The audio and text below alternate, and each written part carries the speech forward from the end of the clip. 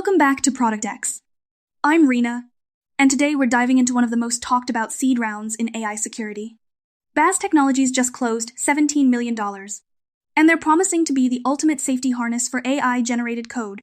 Vivian, Nolan, great to have you both here. Hey, Rena. Thanks for having me. I'm Vivian. I work as a senior angel investor at PreAngel Fund, and honestly, I'm thrilled to talk about something that actually makes financial sense in this crazy market. Hey, Rena. Good to be here. I'm Nolan, a former CTO from one of the big Silicon Valley tech companies, and I've been waiting for someone to tackle the agentic security problem properly. So here's the thing. A $17 million seed round for a security startup that's huge. Vivian, from where you sit in the investment world, why is capital so excited about Baz? Here's the thing. The market is obsessed with agentic workflows right now, but nobody's talking about the massive code inflation that's coming with it. You look at companies deploying Devin and Cursor, and suddenly you have hundreds of AI coding agents running around your codebase with zero supervision. We saw a portfolio company last year that had to roll back 20% of their sprints because the AI-generated code broke production. That's when you realize someone has to be the referee, and that's exactly what Baz is positioning itself to be. Let me jump in there. The ROI picture is compelling, sure, but there's something even more interesting. The cost curve of fixing bugs follows this brutal exponential curve. Catch it in planning, it's basically free. Catch it in production, you're looking at 20 times the cost minimum. What Baz is doing is essentially building a gatekeeper that intercepts problems before they even become code. That's not just security, that's engineering economics. Right.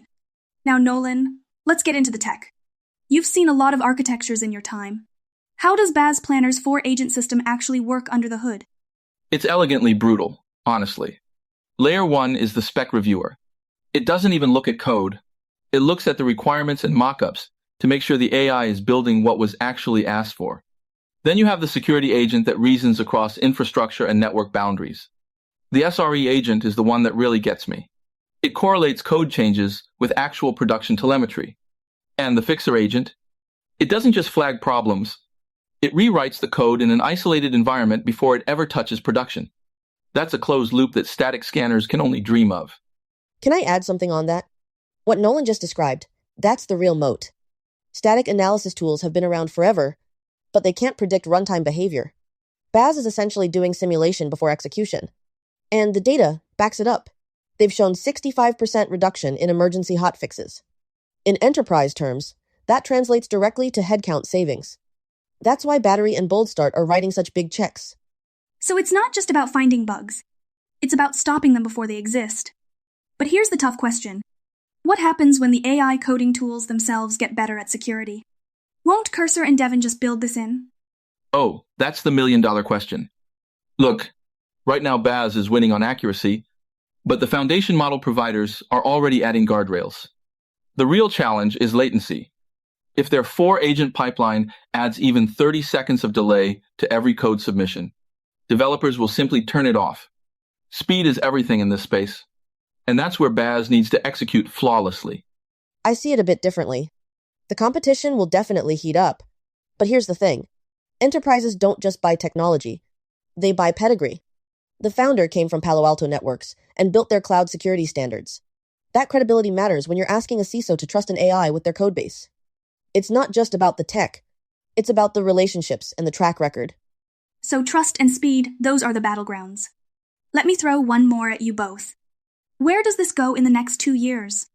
Quick prediction, we're going to see a split. The simple stuff will get baked into the IDEs, but the enterprise grade, multi-cloud, legacy system stuff, that's where specialized players like Baz will dominate. The market is just too complex for one-size-fits-all solutions. And I'll go further. This becomes a compliance requirement faster than people think. Once regulators start asking who's auditing the AI-generated code, every enterprise will need something like Baz. It's not a nice-to-have, it becomes table stakes. Okay, lightning round time. Quick answers only. First question, hottest AI coding tool right now. Go. Cursor, no contest. Devin, for the enterprise stuff. Second biggest fear CTOs have about AI code. Losing control of what's actually deployed. Regulatory liability, definitely. Third, if you could add one feature to Baz Planner, what would it be? Real-time collaboration with the developer. Make it feel like a pair programmer, not a gatekeeper. Integration with legacy mainframes. That's where the nastiest bugs hide. Fourth biggest overhyped thing in AI security? Self-healing code. It sounds great, but we're not there yet. Autonomous agents without human oversight. That's a disaster waiting to happen. Last one, your bold prediction for 2025?